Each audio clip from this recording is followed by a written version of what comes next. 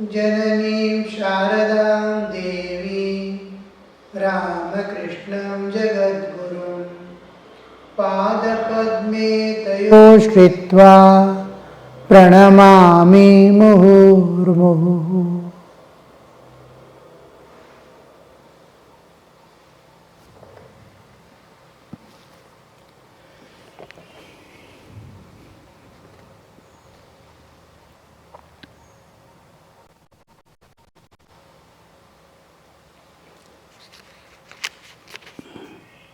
Ram, a devotee, is telling, the Brahmos have published something about you in their magazine. Master, published about me? Why? Why should they write now? I eat and drink and make merry. I do not know anything else. See the vast difference between the one who has totally accepted God and he has given himself entirely to Him, unconditionally. He is no more worried about what is a total dependence, how it could be on the Lord's shoulder. I have nothing more to worry. I have nothing to think. I have nothing to. Lord is taking care of my everything. Like a child who has a mother who extremely cares for her child and is bringing up with all love and care, how that child remains unconcerned about its own past or future. He is joyful all the time. He mixes with his friends and plays. Whenever mother asks him to study, he joyfully studies for the love that she pours upon him and makes him do. Same is the case of Sri Ramakrishna. He says, what for they are writing about me? I am in such a way, I make merry, eat, drink and make merry. I once asked Keshav, why have you written about me?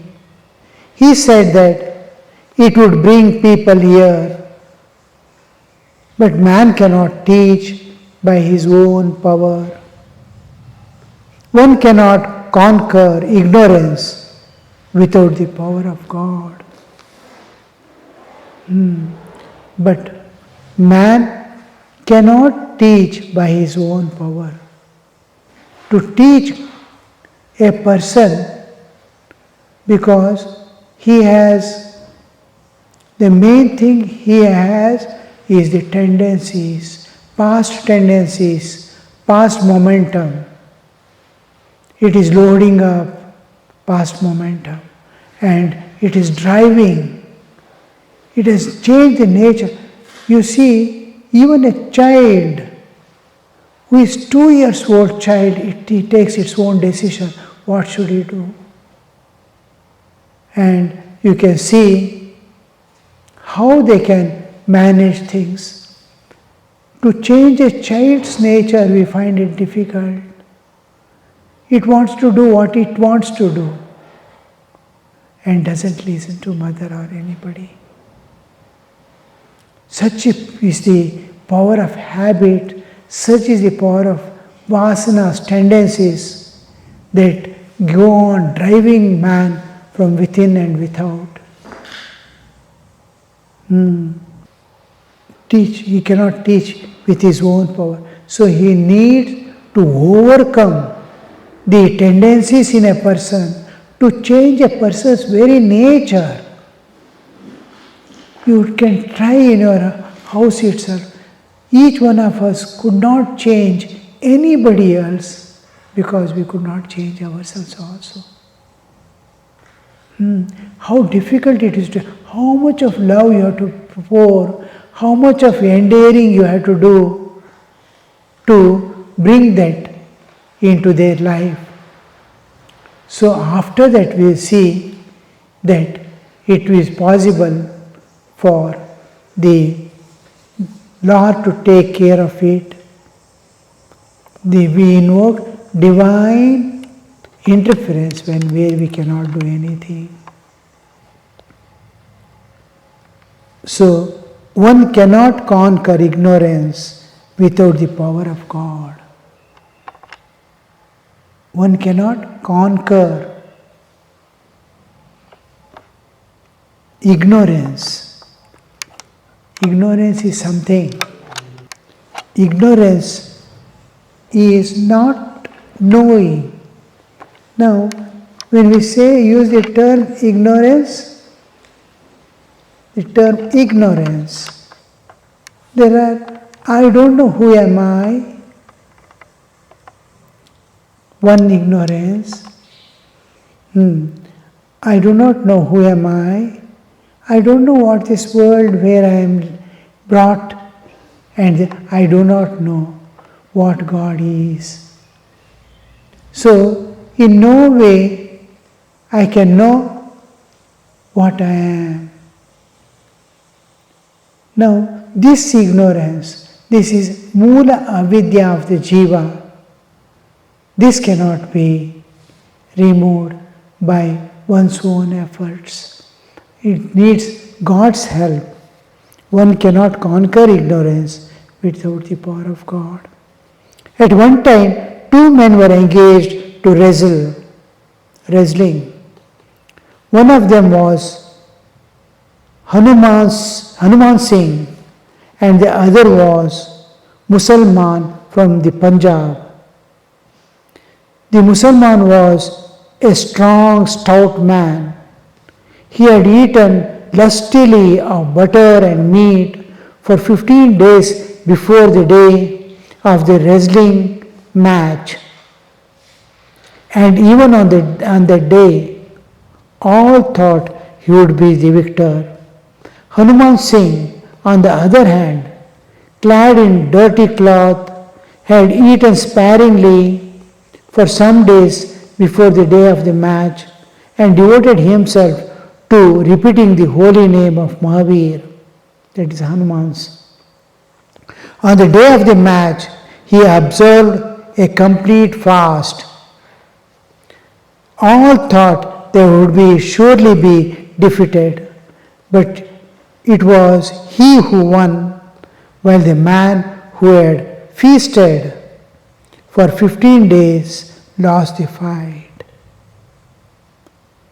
So, a person who was fasting, one, and the other man who was feasting, lost the match in wrestling. You see, there is divine interference. God is taking care, and God is, the one thing is the faith in God and trust and hopes backed by love will never fail. God is just like a mother is behind the child to see that child is safe, child is progressing, child is growing, child is happy. Like that, God will be looking after the devotees. Yoga Kshemam Vahamyam. I take the responsibility of seeing what all has to attain and what all has to be preserved. When Ananyas Chintayanto Mam, just to think of me. That is all. That aspect, just think of me, I will take care. That assurance. And this, can we acquire that grace of God when He takes all my responsibilities and I am free from all burdens of my self-preservation, or to maintain a family or offer my services to the world? Will I be able to succeed? Is the question.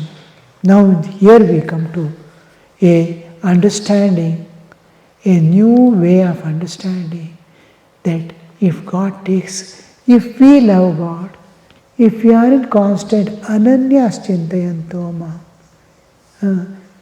unwanted things, ananya means not all things other than God to be given up, no. All those, most of the times we'll be thinking unwanted things. The second thing is that is not going to remain tomorrow. All problems we are facing is a passing thing. Today that problem is there, tomorrow it may not be there. The moment I sleep, nothing exists with all that. And when waking up, I again see that world and this one. Again that new problem comes. This I solve, another problem comes. They will not end. Should I devote all my energies in solving the problem and going on thinking of that all the time? Or can I solve the problem holding on to God, putting all my trust upon Him and not worrying about it? Then there will be interference of God. Divine interference comes into picture. I will be doing with trust in God. I will be doing all things depending on God, not worrying. Not that I'm escaping from doing anything or shirking off of my responsibilities. No, I'm going to do all that. So here we see, now Sri Ramakrishna is coming. What is the use of printing and advertising? He who teaches men gets his power from God. None but a man of renunciation can teach others. I am the greatest of the fools on love. How clearly he mentions, you see. Keshav Sen has advertised his, he thinks about him in their magazine. And then you see, this knowledge is eternal flow, endless flow. Can you log into that? It flows into you. You don't need a teacher actually. We don't know how to log in to that eternal flow of wisdom and knowledge. All our sadhana is to release ourselves from the clutches of this world, clutches of my old tendencies, and log in myself to that eternally flowing. It is there. If the whole humanity is erased forever, not to be seen anywhere, nor any knowledge preserved or persisting, after a million years, a new human appears again. He doesn't lack knowledge. Once he looks at the nature, once he looks at himself, he will get all the knowledge by itself. That when he understands, I am, this world is, and there is the intellect and cognition power to understand. First thing he has to understand is pain and pleasure. Two opposites. He rejects. He says, no, dukkham na bhuyat. May suffering never come to me. His first experience itself gives this not. Let the suffering not come to me. I want happiness. I don't want suffering. And his intellect has that power to penetrate into nature and discover the why, what causes suffering, what causes joy. From there, we can extract all that we need from the world and beyond. So knowledge is eternally flowing and God alone can give it. How clear this is. What is the use of printing and advertising? He who teaches men gets the power from God. None but a man of renunciation can teach others. Renunciation is detaching oneself from the world and attaching oneself to the divine. He must be in constant attachment to the God. Jagate virag, Bhagavane anurag. Jagate virag, dispassion, no detachment, dispassion towards the world and passionate attachment for God. That man can teach. Others can give information. Teaching is something he is making effort to transform a person. Giving information is trying to increase knowledge of a person. Inner transformation is different. Transformation of a person. The character, it begins with character molding. Begins, I want to transform a person. First thing I have to give is lessons on developing himself, charitra nirmana. How I am going to behave, how I am going to live in this world, how I will maintain my purity and radiate divinity, how I will be peaceful at all times independent of the external situation, how will I maintain my balance and inner peace, inner bliss unaffected by the external situation. So this, when we are in tune with the divine, comes from within. How the knowledge blooms from within, you see. That capacity, man has always been there. And this renunciation, not detachment, dispassion towards world and passionate attachment to God, gives that power to transform a person. None but a man. I am the greatest of the fools. All laughed. The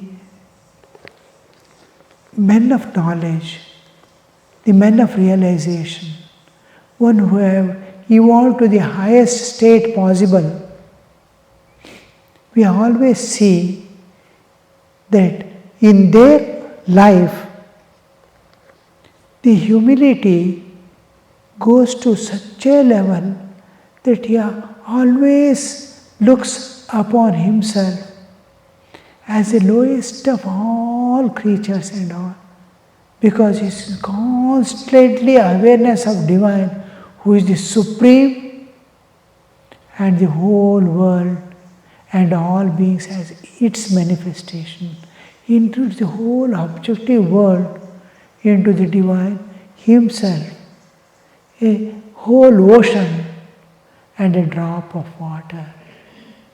He doesn't tally there, Aham Brahmasmi will never come. He'll be including all other beings.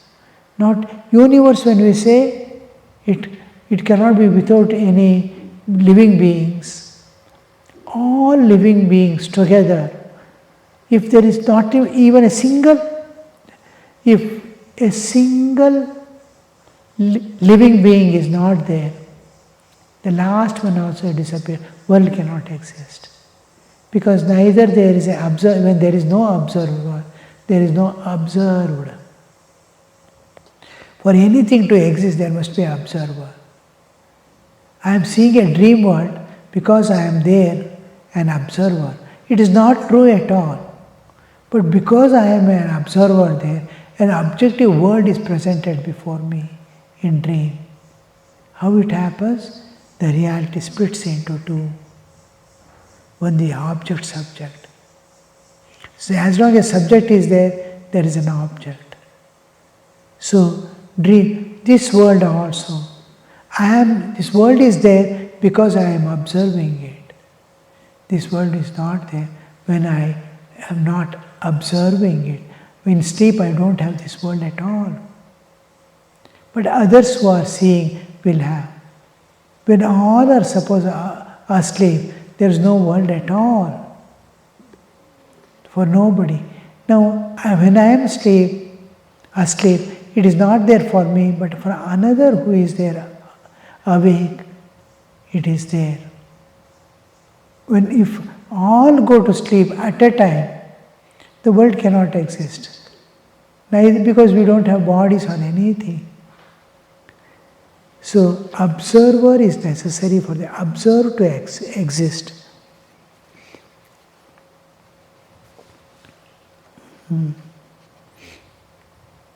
And there he says, when that knowledge comes, he includes everything in God, and that God is supreme. And he finds himself a bindu before a sindhu, a huge ocean and drop. Then he sees everything there. Oh, all drops have become ocean. I am always still a drop. That makes him feel or tell, express, oh, I am. But why joyfully tell? Because I am the same water. Ocean, what water ocean is, same water I am also. Maybe I am bindu, but I have nothing to worry. As that ocean is, so I am. That understanding goes with, I am the smallest and lowest, but I am that. So, Sri Ramakrishna is in various moods. Bhairavi Brahmani says, Tumi ananta, tamar bhav ananta. You are infinite and your moods are infinite.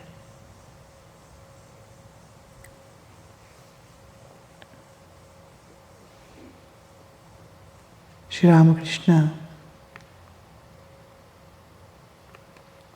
to realize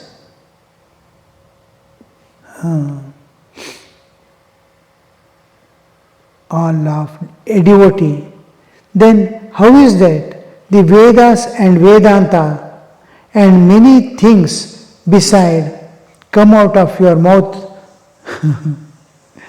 How you are able to tell him so much about all things? Where from it is coming? How is that Vedas and Vedanta and many other things come out of your mouth? Master smiling. During my boyhood, I could understand what the sadhus read at the Laha's house at Kamarpukur. Although I would miss a little here and there, if a Pandit speaks to me in Sanskrit, I can follow him, but I cannot speak myself. How Sri Ramakrishna is telling, if a Bengali is very close to Sanskrit, as if it is Sanskrit mispronounced or something like that. A Bengali can easily understand Sanskrit things, but they cannot speak. When we were in training center, the lecturer who used to take, lecturer means our own sadhus, acharyas, who used to take us Sanskrit, they used to tell, if you want to translate any sentence to Sanskrit, first translate it to Bengali and then you translate. It will be the easiest medium.